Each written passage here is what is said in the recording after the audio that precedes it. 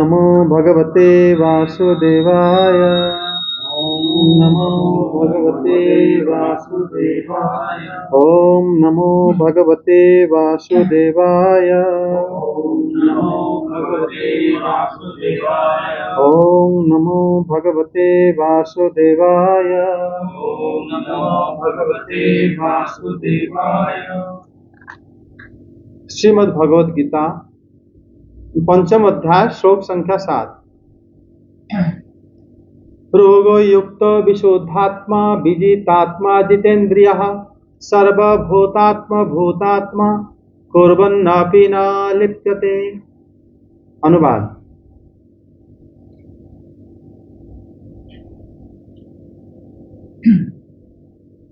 जो भक्ति भाव से कर्म करता है, जो विशुद्ध आत्मा है और जो अपने मन तथा इंद्रियों को वश में रखता है, वह सबों को प्रिय होता है और सभी लोग उसे प्रिय होते हैं। ऐसा व्यक्ति कर्म करता हुआ भी कभी नहीं बदलता। हाँ, ये श्लोक में भगवान कर्म के बारे में तो बताए हैं, लेकिन 3 शब्द इस श्लोक में बोले हैं। योग युक्त। योग युक्त शब्द का अर्थ होता है भगवत अर्पण शास्त्रीय कर्म। एक तो भगवान को सब कर्म अर्पण करना है और शास्त्र में जो बताया गया वही कर्म करना है। इसको कहते हैं कर्म योग। योग युक्त विशुद्धात्मा विजितात्मा जितेंद्र, 3 शब्द भगवान ने बोले। जो यहां पर बताया है कि विशुद्धात्मा, विशुद्धात्मा का मतलब होता है जो रजोगुण तमोगुण से जो कलुषित नहीं है।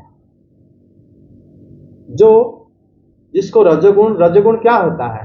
लोभ करना, काम क्रोध लोभ मोह मद, ये सब रजोगुण से जात होता है। काम ऐसा क्रोध है, ऐसा रजोगुण समुद्भव। कामना मुख्य है, इच्छाएं मुख्य है। आपका इच्छा है कोई भी वस्तु के प्रति कि मैं घर बनाऊं, या मैं शादी करूं, या मैं एक फोन खरीदूं, या मैं कपड़े खरीदूं, या मैं खाऊं। जैसा मिला ऐसे खाओ, ऐसा नहीं। एक विशिष्ट वस्तु मुझे चाहिए, उसके लिए बहुत दूर जाओ, लेके आओ, तो आप इच्छा है, कामना है। ये सारे रजोगुण है।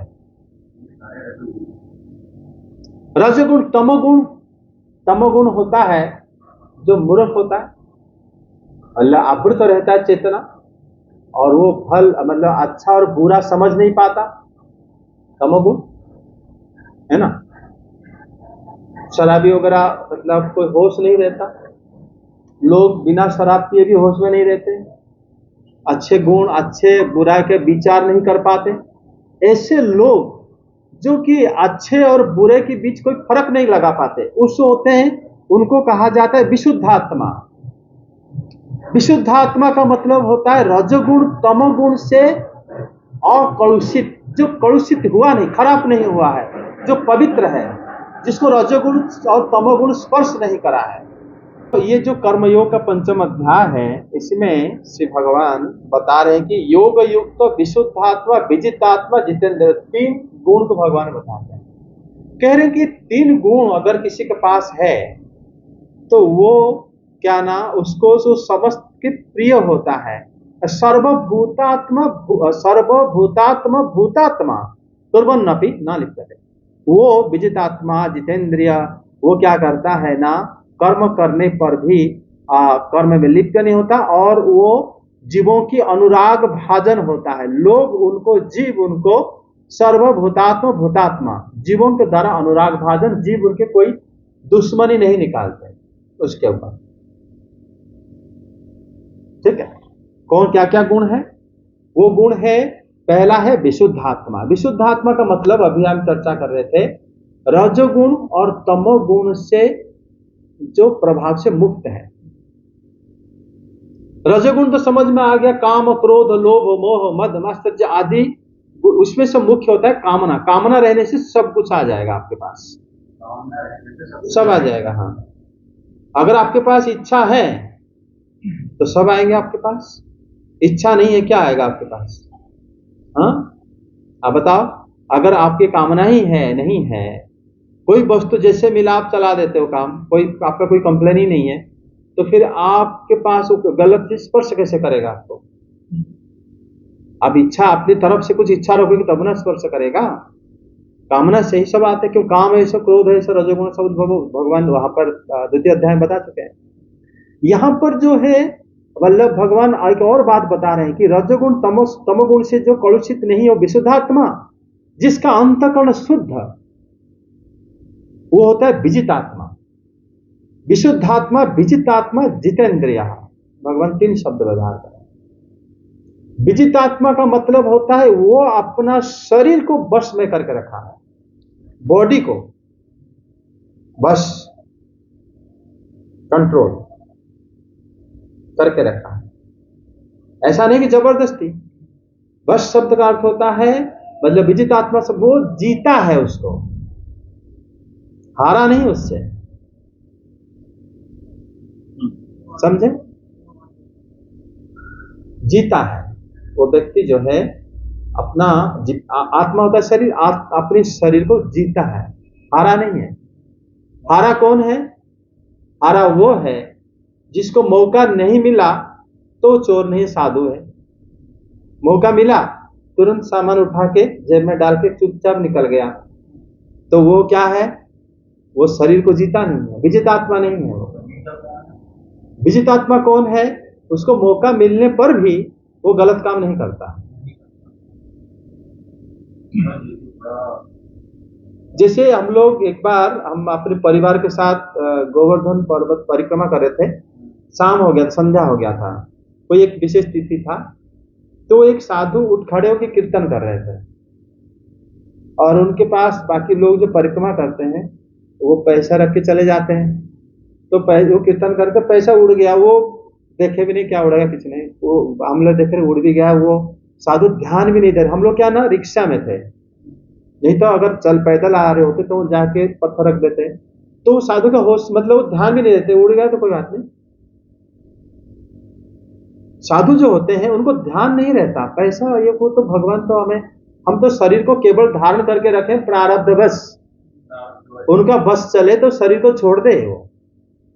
तो उनको आप क्या पैसे और घर में क्या लुभाओगे? उनको लुभा पाओगे? नहीं लुभा पाओगे। विजित आत्मा है। यहां पर भगवान 3 शब्द बोले हैं, विशुद्धात्मा, विजितात्मा, जितेंद्रिय। यहां पर जो विजितात्मा है उनका अंतःकरण शुद्ध रहता है, वो अपने वश में किया हुआ अपना शरीर होता है, अपना देह होता है, अपने शरीर को वश में रखते हैं, अपना शरीर को जीत चुके हैं। वो शरीर उनको कभी धोखा नहीं देगा।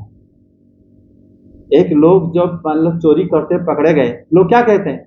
मैं गलती से उठा लिया था। ठीक है। जो मान लो कोई बस में जाते हैं छेड़खानी करते हैं, भाई ऐसा क्यों करा? गलती से हो गया था, मुझे माफ कर दो। गलती क्यों हुआ? क्योंकि वो विजित आत्मा नहीं है, उनका शरीर उनके बात नहीं मानता। समझ में आया? लेकिन यहां पर कृष्ण कह रहे हैं कि ये है बात, योग युक्त विशुद्धात्मा, विजित आत्मा, जितेंद्रिय। जितेंद्रिय हो गया, अपनी इंद्रियों को वश में करा है, इंद्रियों को जीता है, जितेंद्रिय है। उसको कोई भी मतलब ज्ञान इंद्रिया, कर्म इंद्रिया, उसको लुभावना आप नहीं कर सकते। मुख्य ज्ञान इंद्रिया होता है, कर्म इंद्रिया तो फॉलो करते हैं। इंद्रिया में से राजा मन होता है। अगर आपका मन को आपने जीता है, बस में मतलब जबरदस्ती बस करना, हमें तो आज कुछ नहीं खाऊंगा, हमें तो कहीं गए हो, अरे वहां गए हो, बस इनके घर आए हो, थोड़ा शांत में रहो, कुछ हरकत नहीं करना। अब पहले मम्मी पापा समझा देते हैं, इसका मतलब वो जितेंद्रिय नहीं है। हम उसी समय के लिए शांत हो जाते हैं। लेकिन श्री कृष्ण जिनको बारे में बोल रहे हैं वो जीते हैं, उनका इंद्रियों को जीत के बैठे हैं। उनके इंद्रिया उनको कोई भी हानि नहीं पहुंचा सकता। अगर आप कोई भी भोजन उनको दो, लुभा नहीं सकते। हाँ, और इनका कोई दृश्य से, कोई ध्वनि श्रवण से, कोई स्पर्श से, कोई दृश्य से, उनको तो कोई भी ज्ञानेंद्रिया के माध्यम से उनको प्रलोभन नहीं दिला सकते, क्योंकि वो जीत के बैठे हैं। अगर मान लो सामने कोई आगे बड़े स्टार आ गए, तब तो चलो देख के आते हैं थोड़ा, और आपने लेकिन जा नहीं पाया, आप मतलब मन नहीं करा। अब या तो आप गए लेकिन मतलब आपको कोई लेके नहीं गया तो आप दुखी हो गए, मुझे क्यों नहीं मिला, वो यहाँ पे शाहरुख खान आया था, मैं देखा था थोड़ा। तो इस प्रकार हम दुखी हो जाएंगे, अर्थात हम लोग जितेंद्रिय नहीं है। हमारे इंद्रिय जो है हम जीते नहीं उसको, अगर जीते होते उसको तो वो नए लेके जाओ ना लेके जाओ उसको कोई फर्क नहीं पड़ेगा। कोई दृश्य वस्तु को वो जीत चुका है। होता कैसे है, वो तो पूर्व अध्याय में गया, वो तो भगवान की मतलब लीला श्रवण करते करते मन को ऐसे स्तर को ले आओ कि उनके अलावा कोई वस्तु आपको अच्छा ही नहीं लगेगा, फिर उनके वो हमारे हृदय में रहने से वो खुद उनको जितेंद्र बना देते हैं, वो खुद विजेता आत्मा सब बन जाएगा भक्त। लेकिन क्या बशर्ते कि हम उनको प्रति उनके लीला कथा के प्रति आकृष्ट हो जाए। और लीला भी ऐसा है कि हम आकृष्ट हो भी जाएंगे, लेकिन अगर हम प्रयास करेंगे तो हो जाता है। तो इसको जो व्याख्या करते हैं पंडित लोग कि ये जो 3 गुण श्री भगवान ने यहाँ पर बताए हैं कि योग युक्त विशुद्धात्मा विजितात्मा जितेंद्रिय सर्वभूतात्मा, यहाँ पर जो 3 गुण बताए हैं ये तीनों को जो वश में करता है उसको त्रिदंडी कहा जाता है। त्रिदंडी मतलब समझ में आता है, त्रिदंडी सन्यासी हम देखें मतलब जो बहुत जगह में है, इस्कॉन में है 3 दंड, क्या हम त्रिदंडी हमारे छोटा भाई भी त्रिदंडी सन्यासी है, वो बतुओं के दंड लेके चलते हैं। वो दंड में एक दंड बड़ा होता है और 2 दंड छोटे होते हैं, ऊपर बंधा जाता है, वो 3 दंड हो गया। लेकिन वो बताते हैं कि हम ये 3 दंड इसलिए हम धारण करें हैं कि हम वाक मनो और शरीर से, मन से, शरीर से, वाणी से हम तीनों को संयम करके हम चल रहे हैं। और यही लोग ही क्या होता है ना, भूतात्मा होता है। यही लोग जीवों के अनुराग के भाजन होते हैं। ये कर्म करते हुए भी कर्म में लिप्त नहीं होते। एक बात श्री कृष्ण कह रहे हैं कि वो व्यक्ति क्या होना चाहिए, योग युक्त विशुद्धात्मा विजितात्मा जितेंद्रिय। तो विशुद्धात्मा होना चाहिए। विशुद्धात्मा का मतलब होता है आप रजोगुण तमगुण से कलुषित नहीं हुए होंगे। विजितात्मा का मतलब होता है आप अपने शरीर को साध लिया है, शरीर आपकी बात, आप जीता है शरीर को, ठीक है। और आप कभी नहीं कहोगे मैं गलती हो गया, ऐसा गलती हो गया, शरीर आपके अधीन है। जब हम ये नहीं कर पाते तब फिर हम गलती माफी मांगते रहते हैं, ठीक है। और उसके बाद आता है जितेंद्रिय। अगर तीनों को आपने वश में करा है तो वो होता है त्रिदंडी। और त्रिदंडी सन्यासी जो होता है वो किसी भी प्रकार में लिप्त नहीं होता। तो ये ऐसा व्यक्ति ही कर्म करने पर भी कर्म नहीं करता, ऐसा यहाँ पर श्लोक में बताया गया है। और श्री अमर विश्वनाथ चक्रवर्ती ठाकुर कहते हैं कि श्री भगवान यहाँ सूचित ये कर रहे हैं कि कर्म को करने पर भी ज्ञानी जो है, त्रिदंडी जो है, वो निर्लिप्त रहता है, निर्लिप्त, उसमें लिप्त नहीं होता। और योग युक्त ज्ञानी 3 प्रकार से, पहले विशुद्धात्मा, फिर विजितात्मा बुद्धि, फिर तृतीय में जितेंद्रिय होकर वो ये साधन की तारतम्य से पूर्व वाले क्रमशः श्रेष्ठ है। इंद्रियों को साधन करना सहज है। इंद्रियों को साधन करके जब आप अपने शरीर को साधन करना, उससे कष्ट है। उससे कष्ट है आपका मन से रजोगुण तमगुण को भगाना। विशुद्धात्मा होना, पहले जितेंद्रिय, जितेंद्रिय से और विजितात्मा, विजितात्मा से और आ जाएगा तुम्हारा अविशुद्धात्मा। अब उस टाइम शुद्ध हो जाएगा। तो ऐसा एक से पूर्व जो है क्रम श्रेष्ठ है। इस प्रकार जो गृहस्थ के प्रति समस्त जीव अनुरक्त रहते हैं। ऐसा अगर किसी का गुण है तो, अगर ऐसा गुण कोई व्यक्ति है तो उसके प्रति सब लोग अनुरक्त रहते हैं। इसी से ही ये श्लोक बताया गया है। तो उसके बाद श्लोक पढ़ते हैं। नैव किंचित करोमीति युक्त मन्येत तत्त्ववित्, पश्यन् शृण्वन् स्पर्शन् जिघ्रास्नान् गच्छन् स्वप्नन् श्वसन् प्रलपन् विसृजन् गृहन् निशन् निमिषन्नपि इन्द्रियाणि इन्द्रियार्थेषु वर्तन्त इति धारयन्। अनुवाद 8-9। दिव्य भावनामृत युक्त पुरुष देखते, सुनते, स्पर्श करते, सूंघते, खाते, चलते फिरते, सोते तथा श्वास लेते हुए भी अपने अंतर में सदैव यही जानता रहता है कि वास्तव में वह कुछ भी नहीं करता। बोलते, त्यागते, ग्रहण करते या आंख खोलते बंद करते हुए भी वह यह जानता रहता है कि भौतिक इंद्रियां अपने अपने विषयों में प्रवृत्त हैं और वह इन सबसे पृथक है। यहाँ पर देखो बताया गया है कि युक्तः वो कर्मयोगी तत्वविद जो तत्वज्ञ है, पश्यन श्रृण्वन स्पर्शन जिंघ्रन अश्वस्वन अगच्छन।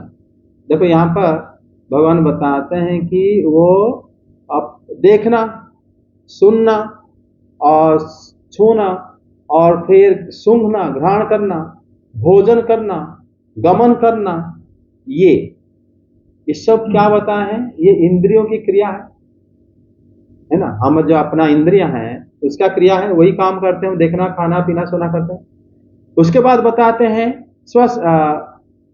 स्वप्न। स्वप्न होता है क्या? निद्रा। निद्रा कब होता है? जब हम अंतःकरण हमारा शांत हो जाता है, इंद्रिया शांत हो जाता है, निद्रा भाव आता है। निद्रा में हमारा मन जो है जागृत रहता है, स्वप्न अवस्था में, है कि नहीं? और हमारा बुद्धि भी जागृत रहता है। बुद्धि का अवस्था है जागृत, स्वप्न, सुषुप्त। सुषुप्त अवस्था में बुद्धि भी रहता है। तो यहां पर निद्रा शब्द कहे के भगवान अंतःकरण के बारे में बता दिए। पहले ज्ञानेन्द्रिया, कर्मेंद्रिया, फिर अंतःकरण। फिर आगे बताते हैं कि उन्मिशन निमिशन अपि, मतलब आंख को हम लोग खोलते हैं, बंद करते हैं, सांस लेते हैं। ये सब भगवान बता के प्राण, हमारे जो पंच प्राण 10 प्राण है, तो प्राण के बारे में बता दिए। मतलब हमारा प्राण, हमारा अंतःकरण और हमारा इंद्रियां, और बाकी बचा क्या हमारे पास? वो कह रहे हैं कि ऐसे जो है, जो करता है वो कभी भी, करते हुए भी वो कुछ करते हुए भी कुछ नहीं करता। जो बस में कर लिया अपना अंतःकरण को, स्वप्न तक भी बस में है। स्वप्न जो चाहेगा वो देखेगा या तो नहीं देखेगा। हम तो जागृत को बस में नहीं कर पाते। जागृत, स्वप्न, सुषुप्ति। जब देखोगे महात्मा लोग जो होते हैं, उनका स्वप्न भी उनके कंट्रोल में रहता है। मतलब वो भगवान के नाम जाप करते हुए शयन करते हैं। वो जानते हैं कि शरीर जो है, जब हम घर में सोते हैं, हम घर में क्यों सोते हैं? दरवाजा बंद करके। हम अपने शरीर को रखने के लिए। अगर बाहर से पता नहीं मुझे भी उठा के ले लिया तो, क्योंकि हमें तो होश नहीं रहता। हम अगर घर में ताला लगा के सोएंगे, इसका मतलब कल यहीं पे उठेंगे हम। इसलिए हम भले ही मर जाएं लेकिन ये घर नहीं छोड़ते हम लोग, लेकिन नहीं। अगर हम अपने शरीर को रक्षा करने के लिए हम क्या करते हैं? दरवाजा बंद करके सो जाते हैं और हमारा शरीर में जागृत, स्वप्न, सुषुप्ति अवस्था आता रहता है। महात्मा लोग वो जानते हैं कि शरीर हमारा नश्वर है, शरीर को साधते हैं, शरीर को मतलब ऐसा बना देते हैं, शरीर उनका अधीन रहता है। और वो शरीर में, शरीर जब जो चाहे ऐसा खा लो, जब जो चाहे ऐसे घूम लो, ऐसा नहीं करते वो लोग। जानते शरीर को जैसे तैसे रखो। स्वप्न भी उनका उसी तरह ही आता है। और वो जानते हैं कि मूर्छा या मृत्यु कभी भी हो सकता है, इसलिए हमेशा वो लोग प्रस्तुत रहते हैं।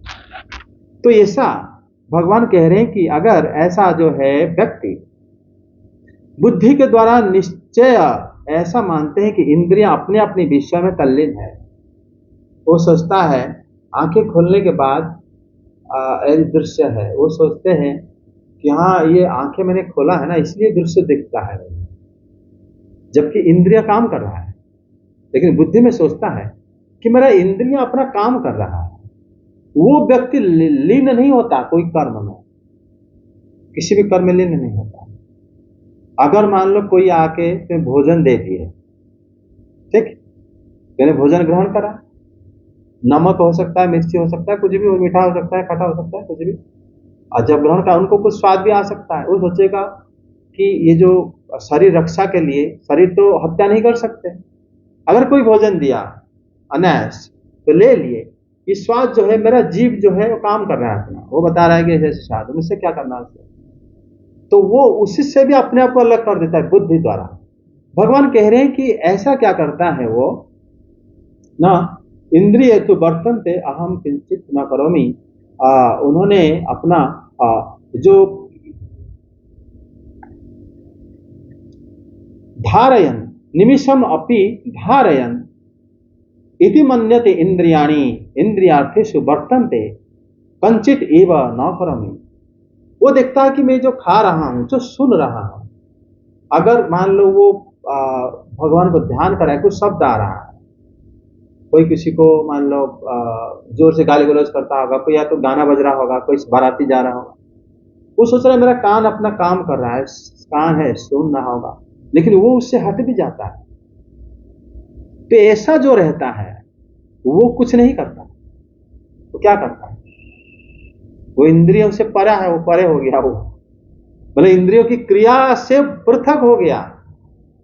हम सोचते हैं कि हम सुने हैं, वो सोचता है कि मेरे कान ने सुना था, उस समय कुछ चल रहा था, मैंने नहीं सुना। समझे कि नहीं? जैसे एक के साधु को जब पड़ोस वाली जो एक माता जी उसको, ए बाबा जी अपना गेट को क्यों खुला रखा, गाय आ गया, ये आ गया करके उनको बोलने लगा, सुनाने लगे। वो बाबा को दूसरे आके बोले आपको कोई कुछ कह रही है, वो माता जी गाली दे रहे, नहीं नहीं मुझे नहीं कह रहे, किसी और को कह रहे होगे, नहीं मुझे नहीं कह रहे। क्यों? बोले मैं तो ये अन्नमय कोष को उन्होंने देखा है, जो अन्न से जो शरीर बना है उसी को वो कह रहे हैं, मेरा तो उसके ऊपर बहुत सारे कोष है, आनंदमय कोष है, ज्ञानमय कोष है, विज्ञानमय कोष है, उसको देखा कहाँ है, वो मुझे कैसे कह सकती है, वो मुझे नहीं कह रही है। मतलब ऐसा व्यक्ति कर्म करता है वो, लेकिन वो कर्म कुछ नहीं करता, ये भगवान कह रहे हैं। हमारा जो ब्रह्मसूत्र में बताया गया, जो बृहदारण्यक से न ब्रह्मसूत्र में बताया गया है कि तदधि घम उत्तर पूर्वा भय और श्रेष्ठ विनाशो तद्वयोपदेशात् तदधि गम उत्तर पूर्वा, उस ब्रह्म को जो प्राप्त हो जाता है, अगर जो ब्रह्म को प्राप्त हो जाता है, प्राप्त होने के बाद कोई कर्म नहीं करता उसका कर्म, क्योंकि कर्म शब्द वहां पर नहीं लगेगा। कर्म शब्द अगर लग जाता है ना, तो शब्द से फिर कर्म का फल की विचार होने लगेगा। उनको तो कोई फल की आवश्यकता नहीं, ब्रह्म प्राप्त होने के बाद कौन से फल आपको चाहिए? अगर फल मिला तो कब तक फल मिलेगा, उसके बाद क्या होगा, ये सब विचार आता है कर्म शब्द व्यवहार करने से। इसीलिए कहते हैं जब ब्रह्म को प्राप्त हो जाता है उसके बाद कोई कर्म नहीं रह जाता उसका, और बाद में जो पिछले कर्म था वो कर्म भी उसका नष्ट हो जाता है। क्यों? अगर वो कर्म उसका पास है तो उसका फल भी उसको मिलेगा, फिर ये ब्रह्म से च्युत होके या तो स्वर्ग जाएगा या तो नरक जाएगा, फिर ब्रह्म को प्राप्ति हुआ करके कैसे कहा जाएगा? समझे कि नहीं? अगर उसका पूर्व कर्म है तो बंदा तो भगवान के पास गया है, प्रभु आपके पास तो आया है, लेकिन उसका कर्म बचा है, उसको छोड़ो जल्दी, वो पास जाएगा, नरक जाएगा। अभी भगवान कहेंगे भाई ये मेरा दर्शन होने के बाद फिर कौन से नरक जाएगा, ये पूर्व कर्म सब गया उसका।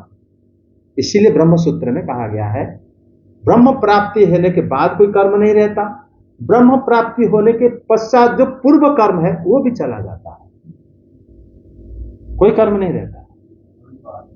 क्यों? कर्म रहेगा कैसे? अगर रहेगा तो ब्रह्म को प्राप्त कैसे हुआ वो? समझ में आया कि नहीं? इसीलिए श्री भगवान बोले हैं कि ऐसा ही, मतलब कोई भी जब ब्रह्म को प्राप्त हो जाता है और फिर उसके पश्चात भी कोई कर्म नहीं रहता, और प्राप्त होने के बाद भी कोई कर्म नहीं रहता, और ऐसा व्यक्ति कोई कर्म नहीं करता। कर्म करता हुए भी उसको ये सोचता है ये जान लेता है कि मेरा इंद्रिय कर रहा है, वो जागरूक है, वो कर रहा है, कर रहा है, लेकिन वो कुछ नहीं करता। वो ब्रह्म में होता है। हाँ, वो अपने आप को अलग कर देता है शरीर से। अलग करता है तो किसी तरह जुड़ता होगा। हाँ, जुड़े, बिना जुड़े अलग कैसे करेगा? ब्रह्म से। हाँ, भगवान से जुड़ जाता है तभी तो करता है। हाँ हाँ, हर वक्त ब्रह्ममय रहता है वो, तभी सर्वत्र भगवान को देखने लगता है। वो क्या कर्म कर रहा है? कर्म नहीं कर पाता। तो वो जो कर्म कर रहा है उसे भक्ति कहेंगे। हाँ, इसलिए भक्ति को कर्म नहीं कहा जाता। समझ में आया? आज इतना रखते हैं। हरे कृष्णा, जय जगन्नाथ। भगवत गीता कर सकते हैं। समय रहेंगे तो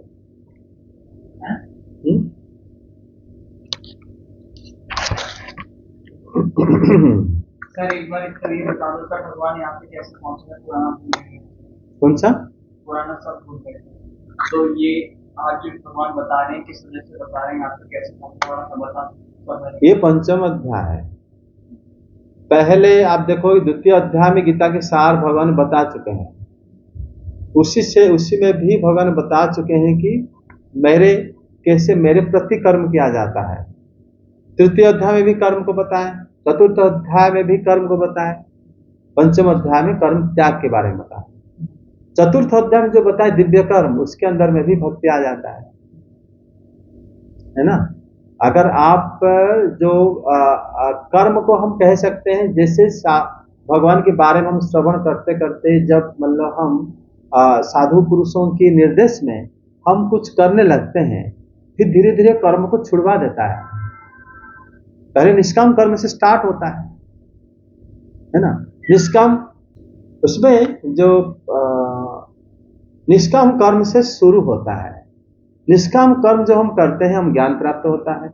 ज्ञान से फिर हम धीरे धीरे विज्ञान की तरफ जाते हैं, जैसे भागवत में बताया गया। उसके बाद हम अविधेय तत्व को जाते हैं, साधना भक्ति करते हैं, फिर हम प्रेमा भक्ति प्राप्त हो जाता है। ये स्थिति सब साधना भक्ति में आ ही जाता है। लेकिन साधना भक्ति तो अलग हो जाता है। अलग क्यों होगा? वो उसका फल है प्रेमा भक्ति।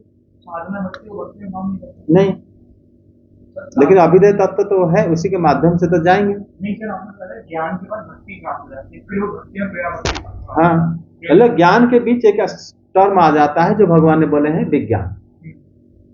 जब हम ज्ञान का अचिंत्यता जान लिए कि ज्ञान हम कितने भी ज्ञान हमारे पास हो, भगवान को हम नहीं जान सकते, होता है विज्ञान। उपनिषद में कहा गया है, अगर आप भगवान को नहीं जानते हो, है ना, आप सारे ग्रंथ सारे साधु संग करने के बाद अगर कह रहे हो कि हम भगवान को नहीं जान पाते, इसका मतलब आप भगवान को जानते हो। तो जानते हो। अगर आप कहोगे मैं भगवान को जान लिया, इतने साधु संग किया, इतने, इसका मतलब उनके बारे में कुछ नहीं जानते। ये उपनिषद कहता है, क्योंकि उनका जो मतलब विज्ञान जो है अचिंत्य है, भगवान अचिंत्य है। ये साधु संग से व शास्त्र से व गुरु से पता चलता है, गुरु से, है ना। अचिंत्य आने के बाद ही आप साधना भक्ति की तरफ आकृष्ट हो पाते हैं। उसके बाद फिर आप प्रेमा भक्ति आपको फल मिल जाता है। जिसे उनके बारे में अचिंत्यता आपको पता चल जाएगा, तब आप साधना भक्ति जैसे शुरू करेगा। आप तो ये सब अपने आप को अलग पृथक मानने लगोगे। अब प्रेमा भक्ति में आपका तो कुछ मान भी नहीं सकते, आप तो कभी अपने शरीर को देख भी नहीं सकते, आप तो बिल्कुल अलग हो जाओगे। समझे? अब सर ये थोड़ा सा इस चैप्टर समरी तो बताएं। आज भागवत में भी जो हुआ था यही उसकी समरी ही है। सर क्वेश्चन पूछा था अर्जुन जी ने कि कर्म त्याग कर देना चाहिए, काम करना चाहिए, कि कर्म करना ज्यादा श्रेष्ठकर है कर्म त्याग से। फिर उसके बाद सर यहाँ पे देखो, यहाँ पर कर्म भी चल रहा है। जो भगवान बताए हैं कि विशुद्ध आत्मा विजित आत्मा, जो बताए हैं जितेंद्रिय, ये तो कर्म ही तो है। हाँ, मतलब कर्म करा तभी तो कर्म से ऊपर आए। कर्म का परिस्थिति, अगर जितेंद्रिय कोई व्यक्ति को हम कहेंगे तो कर्म से ही जितेंद्रिय हुआ, बिना कर्म करे जितेंद्रिय हुआ। अगर कोई बंदा सो रहा है या बीमार है तो जितेंद्रिय है वो। और फिर कर्म से जितेंद्रिय होता है। इसका मतलब यहाँ पर भी कर्म के बारे में कहा गया है कि कर्म ना, कर्म त्याग से कर्म अच्छा है।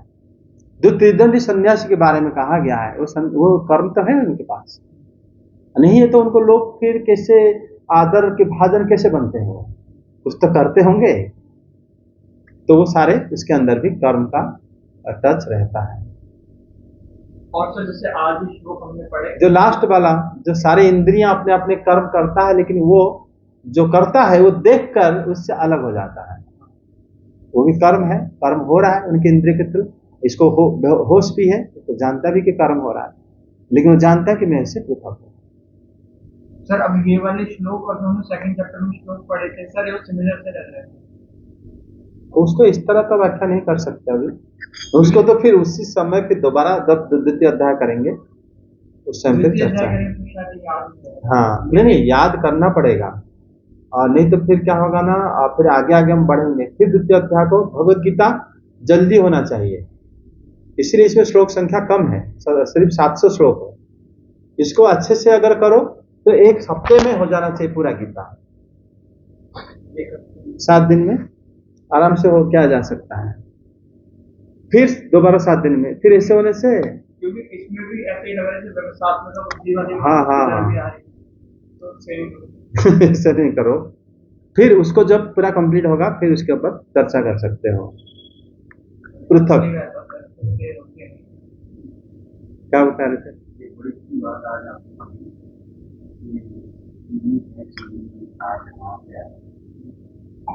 आपने बताया कि वही सूर्य है, वही पृथ्वी है, वही जल है, परंतु एक पौधे में तो घास आ गया, तो वही सूरज, वही पृथ्वी, वही पानी, मगर एक जो है करेला है, उसमें वो पड़ो। तो ये बड़ी इम्पोर्टेंट चीज, ये विज्ञान है, ये हम कभी ध्यान ही नहीं देते। देखो ये प्रभु की कैसी माया है, वही सूरज, वही पानी, वही मिट्टी, एक इतना मीठा और दूसरा में कड़वा। ये भगवान की मतलब अचिंत्य शक्ति है, ये हम सोच नहीं सकते। हमको कैसे आप कैलकुलेट करोगे? इसलिए तो भगवान 4 स्टेप जो भागवत में आज था ये ना बात, जो 4 स्टेप बोले हैं इसी में, इसीलिए ही बोले हैं, ज्ञान विज्ञान रहस्यम तदंग, मतलब अचिंत्य है वो, हमें चिंता शक्ति से परे सब कुछ।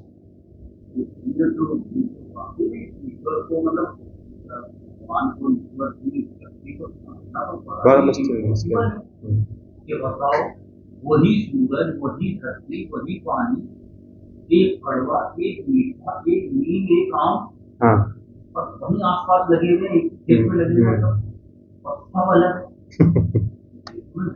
सब भिन्न हो जाता है। लेकिन भक्त लोग इसको माया समझते हैं, भक्तों के लिए नीम और ये कोई फर्क नहीं है, वो जानते हैं कि एक ही तत्व है।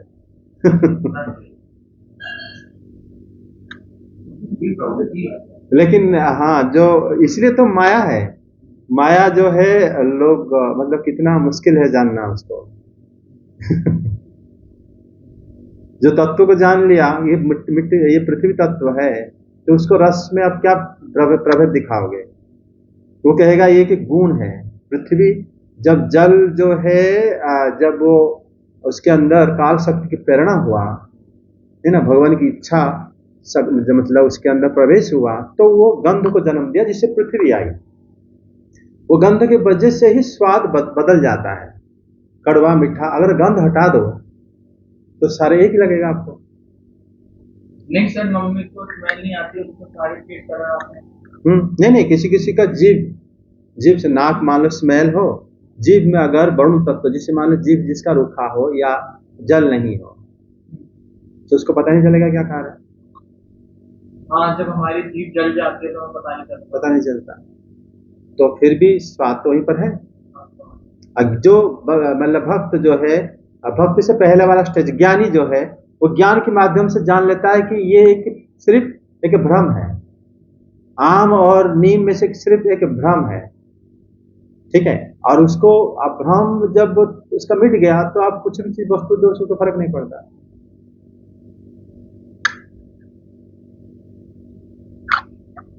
हरे कृष्णा। हरे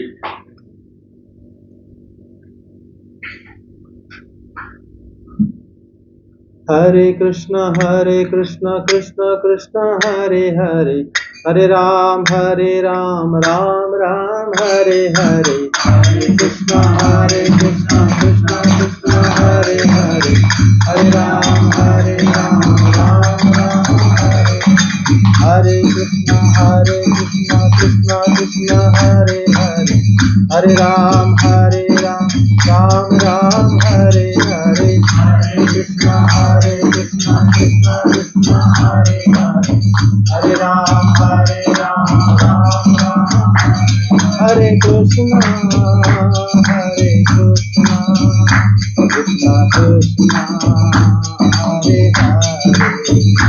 हरे हरे, हरे राम राम राम हरे हरे, हरे कृष्णा कृष्ण कृष्ण हरे हरे, हरे राम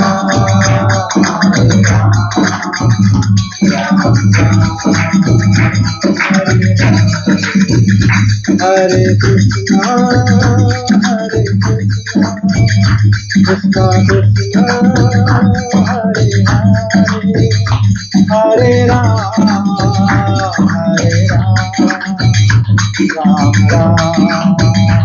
हरे हरे, हरे कृष्णा कृष्ण कृष्ण हरे हरे, हरे राम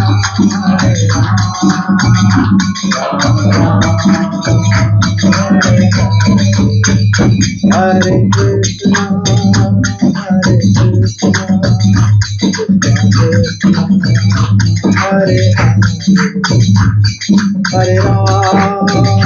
हरे राम राम राम हरे हरे, हरे कृष्णा हरे हरे, हरे राम